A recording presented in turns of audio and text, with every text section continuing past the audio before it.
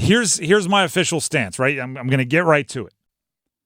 I don't love the player they picked, but I understand the execution of the trade and making the pick.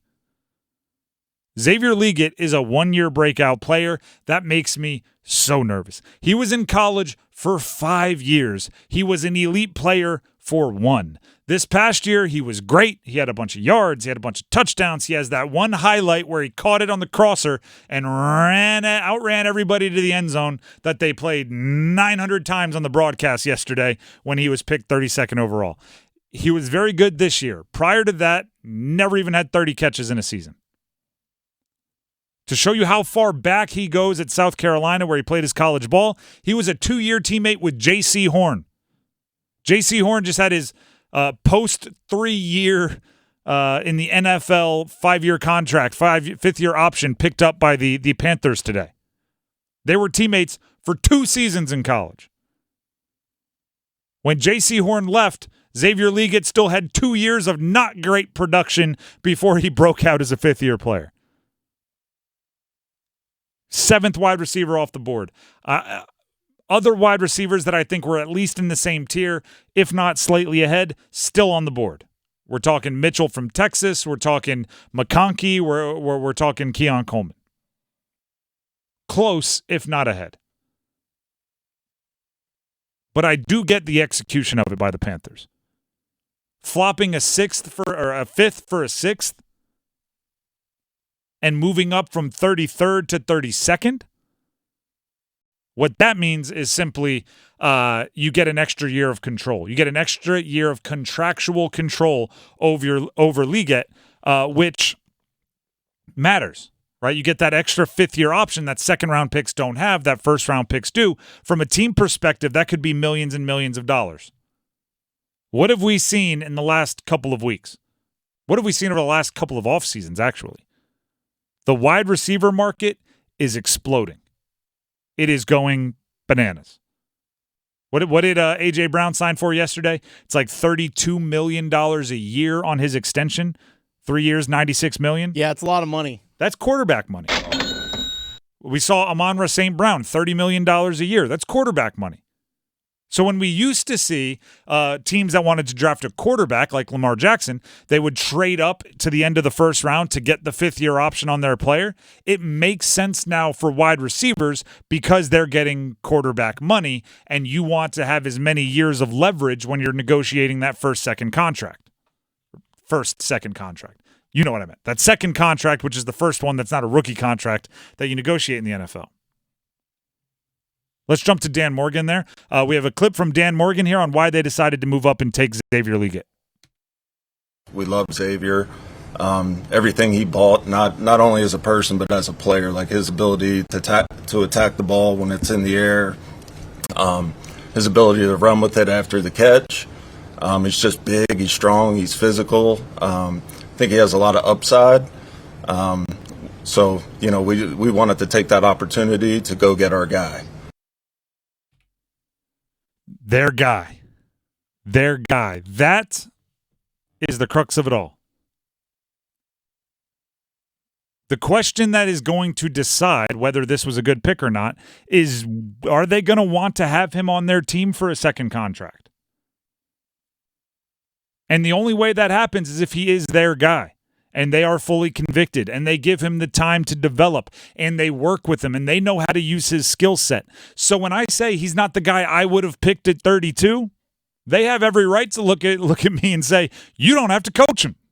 You don't have to develop him. You don't have to put the right players around him and call the right plays to have him be successful. I get it. This is a bit of a flex pick from Dave Canales, the head coach. And by flex, I mean a bit of a show-off pick. Xavier Legette has impressive raw physical ability. He is big. He is tall. He is strong. He is fast. He is a little less nuanced and savvy, and Canales thinks that he can turn him into a legit NFL receiver from a technique and play standpoint. It's also a bit of a flex play from Dan Morgan. Dan Morgan saying we can trade back 60 picks from the 5th round to the 6th round and still find someone of similar value. We won't be hurt much by that. because we're so good at evaluating talent that we're going to find the guy that 50-some-odd teams between the pick we traded and the pick we're going to make won't see.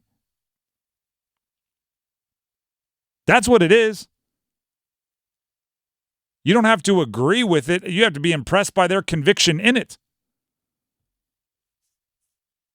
Xavier Legette is either going to sign a second contract, a big extension after 3 years, with 2 years of team control left, which will give the Panthers a steal because they have that 2 years of control, and it'll lower the average annual value, and it'll help with the cap. Or after 3 years, they're not going to want to sign the extension, and it's going to be a bad pick. What's up to the deciding factor of that is what Canales can do with him, what Bryce Young can do with him, what kind of production they can have. I'm also going to give one more hat tip here. I think Dave Canales lied to us for the first time. Oh, did he? And I'm kind of proud of him. Okay. Because Xavier Legette told a couple podcasts that the Panthers told him, we're going to draft you if you're there. And then Dave Canales came up with some story, and I have to admit, I bought it, where he said, like, no, it was a question. We said that to like 50 guys. What we said was, so we draft you, what happens next? I don't believe I believe that anymore. Once they draft Legette and he's on the Zoom saying, you didn't have to tell everybody we told you that. Yeah. I think Dave Canales stood up there and sold us a bill of goods. He said, I've got a bridge going over the ocean in Idaho. You interested? And we all went, uh-huh. So now we at least are aware that Dave Canales knows he's not under oath at the podium, which I think is important for an NFL head football coach. I will say this trade is different than what we've seen in recent years when Scott Fitterer would use 2 picks to move up and take a guy like we saw last year with DJ Johnson or the year before that. Well, let's take a future pick and a current pick to move up to draft Matt Corral, and obviously all the picks they gave up to draft Bryce Young. As opposed to using multiple picks to get Xavier Legette, like you said, it was just swapping. So Dan Morgan came into this draft before the Brian Burns trade, 6 picks, no first rounder. And he turned it into now 7 picks with a first rounder. Like when you look at it from that standpoint, pretty darn good job. Yep. And again, it's the flex. Now they have to back up their flex. Sure. They have to say Xavier Legette was the right guy. And Dan Morgan has to find someone of 5th-round value with that 6th-round pick.